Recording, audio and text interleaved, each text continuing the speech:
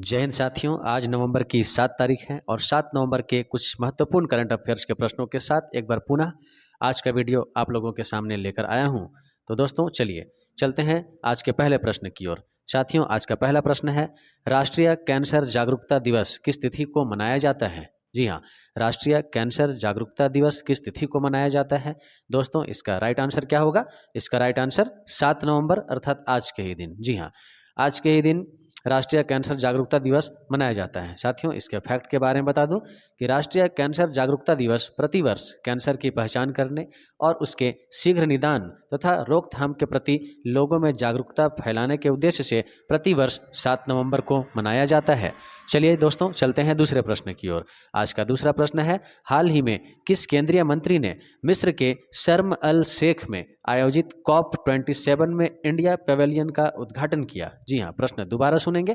हाल ही में किस केंद्रीय मंत्री ने मिस्र के शर्म अल शेख में आयोजित COP27 में इंडिया पेवेलियन का उद्घाटन किया?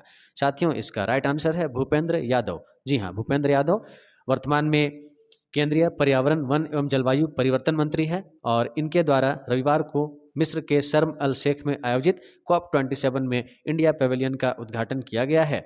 साथियों, ये जो COP27 सम्मेलन है ये 6 से 18 नवंबर तक आयोजित किया जाएगा।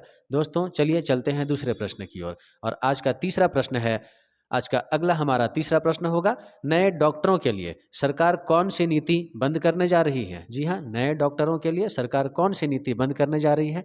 तो दोस्तों, इसका राइट आंसर है बॉन्ड नीति। जी हाँ, याद रखेंगे, बॉन्ड नीति। और इसके फैक्ट के बारे में बता दूं कि केंद्रीय स्वास्थ्य मंत्रालय राष्ट्रीय चिकित्सा आयोग की सिफारिशों के आधार पर डॉक्टरों की खातिर बॉन्ड नीति को खत्म करने के लिए दिशा निर्देशों को अंतिम रूप दे रहा है।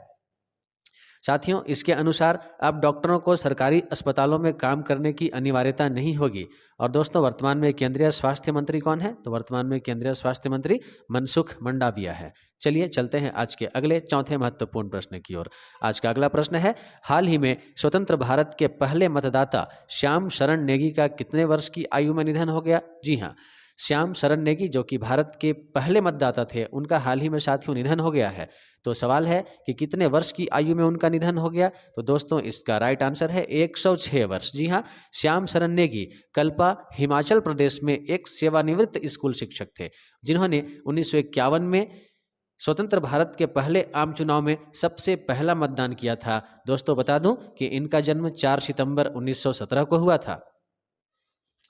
चलिए चलते हैं आज के अगले पांचवें प्रश्न की ओर। पांचवा प्रश्न है, दिसंबर 2022 में गुजरात विधानसभा चुनाव कितनी सीटों पर आयोजित किए जाएंगे? जी हाँ, दिसंबर 2022 में हम सबको पता है गुजरात में विधानसभा के चुनाव होने हैं, तो ये कितनी सीटों पर होगी, सवाल इससे संबंधित है।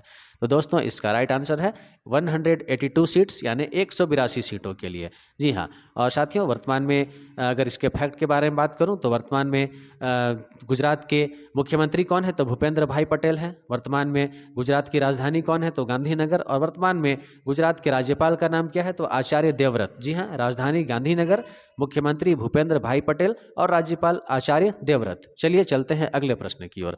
अगला प्रश्न है, हाल ही में स्विट्जरलैंड में अब तक की दुनिया की सबसे लंबी ट्रेन चलाई गई। इस ट्रेन में कुल कोच की संख्या कितनी है? तो साथियों, इसका राइट आंसर है 100 कोच इस ट्रेन में है। और साथियों बता दूं कि स्विट्जरलैंड ने एक नया कीर्तिमान स्थापित किया है और स्विट्जरलैंड में ट्रेनों का परिचालन करने वाली एक प्राइवेट कंपनी का दावा है कि उसने दुनिया की सबसे लंबी ट्रेन चलाई है। और इस ट्रेन की लंबाई लगभग 2 किलोमीटर अर्थात 6253 फुट लंबी है साथियों यह ट्रेन। और इसमें कुल मिलाकर 100 डिब्बे हैं और इस ट्रेन में सीटों की संख्या 4550 है। तो चलिए चलते हैं अगले प्रश्न की ओर। अगला प्रश्न है, हाल ही में किस भारतीय कंपनी ने 24वें विश्व संचार पुरस्कार में क्लाउड नेविट अवार्ड जीता है? जी हाँ, हाल ही में किस भारतीय कंपनी ने 24वें विश्व संचार पुरस्कार में क्लाउड नेविट अवार्ड जीता है? तो दोस्तों, इसका सही उत्तर है रिलायंस की जियो कंपनी ने। जी हाँ, याद रखेंगे, जियो कंपनी। बढ़ते हैं अगले प्रश्न की ओर। आज का अगला प्रश्न है, हाल ही में जेरार्ड पिक नामक एक फुटबॉलर ने संन्यास लेने की घोषणा की। जी हाँ, हाल ही में जेरार्ड पिक ने किस खेल से संन्यास लेने की घोषणा की, प्रश्न यह है साथियों। तो इसका सही उत्तर है फुटबॉल। और जेरार्ड पिक साथियों कहाँ के फुटबॉलर है? तो जेरार्ड पिक एक स्पेनिश फुटबॉलर है, अर्थात वह स्पेन के राष्ट्रीय खिलाड़ी रह चुके हैं। चलिए साथियों चलते हैं अगले प्रश्न की ओर। आज का अगला प्रश्न है, 5 नवंबर को किसने पहली बार सैयद मुश्ताक अली ट्रॉफी 2022 जीती? जी हाँ, 5 नवंबर को किसने पहली बार सैयद मुश्ताक अली ट्रॉफी 2022 जीती? तो दोस्तों इसका राइट आंसर है मुंबई।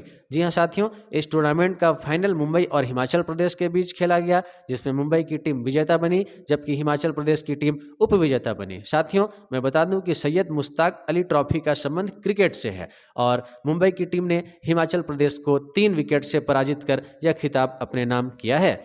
चलिए चलते हैं अगले प्रश्न की ओर।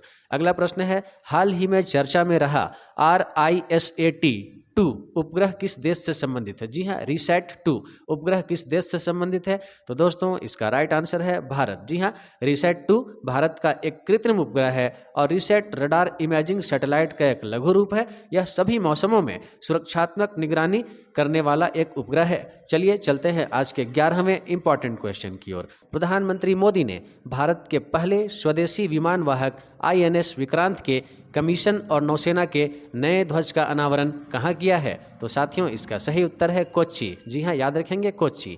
चलिए चलते हैं आज के 12वें प्रश्न की ओर। 5 नवंबर 2022 को किसे अंतर्राष्ट्रीय हॉकी महासंघ के नए अध्यक्ष के रूप में चुना गया?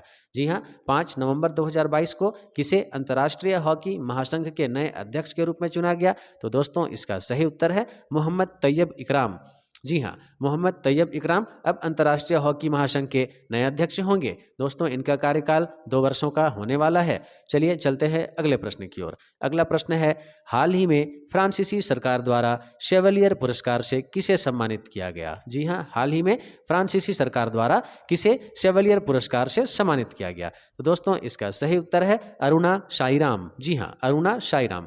आपको इसके बारे में फैक्ट बता दूं कि कर्नाटक गायिका, संगीतकार, सहयोगी, मानवतावादी और वक्ता अरुणा साईराम को फ्रांस सरकार के सर्वोच्च सम्मान शेवेलियर डी ला ऑर्डे डेस आर्ट्स एट डेस पुरस्कार से सम्मानित किया गया है। साथियों अरुणा साईराम को इस पुरस्कार के लिए न केवल उनके गायन कौशल के लिए बल्कि भारत फ्रांस संबंधों के विकास में उनके योगदान के लिए भी चुना गया है।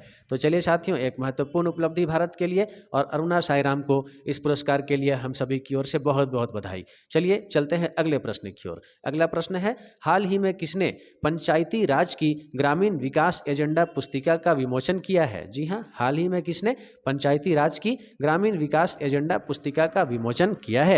तो दोस्तों इसका राइट आंसर है गिरिराज सिंह। जी हां, केंद्रीय ग्रामीण विकास और पंचायती राज मंत्री गिरिराज सिंह ने शुक्रवार को ग्रामीण विकास के लिए पंचायती राज संस्थानों के सदस्यों के लिए एजेंडा पुस्तिका का अनावरण किया है। चलिए दोस्तों बढ़ते हैं अगले प्रश्न की ओर और अगला प्रश्न है, हाल ही में किस राज्य के मुख्यमंत्री ने ई उपहार पोर्टल और CM डैशबोर्ड लॉन्च किया है? जी हां, हाल ही में किस राज्य के मुख्यमंत्री ने ई उपहार पोर्टल और CM डैशबोर्ड लॉन्च किया है? तो दोस्तों इसका राइट आंसर है हरियाणा। जी हां, हरियाणा। और वर्तमान में हरियाणा के मुख्यमंत्री कौन है? तो दोस्तों वर्तमान में हरियाणा के मुख्यमंत्री का नाम क्या है? तो वर्तमान में हरियाणा के मुख्यमंत्री मनोहर लाल खट्टर है। और साथियों वर्तमान में हरियाणा के राज्यपाल कौन है? तो वर्तमान में हरियाणा के राज्यपाल बंडारू दत्तात्रेय है। तो चलिए दोस्तों चलते हैं आज के अगले महत्वपूर्ण सेगमेंट की ओर। आज का अगला सेगमेंट है कि प्रत्येक वीडियो के अंत में मैं आप सभी से एक प्रश्न पूछता हूं जिसका उत्तर आप सभी को कमेंट बॉक्स में देना होता है। तो साथियों आज का प्रश्न है कि वर्तमान में T20 क्रिकेट वर्ल्ड कप का आयोजन किस देश में किया जा रहा है? जी हाँ, वर्तमान में T20 वर्ल्ड कप का आयोजन किस देश में किया जा रहा है? जी हाँ, आप सभी को इसका उत्तर कमेंट बॉक्स पे देना है। तो चलिए फटाफट कमेंट बॉक्स पे आइए और अपना सही उत्तर वहाँ पे छोड़ जाइए।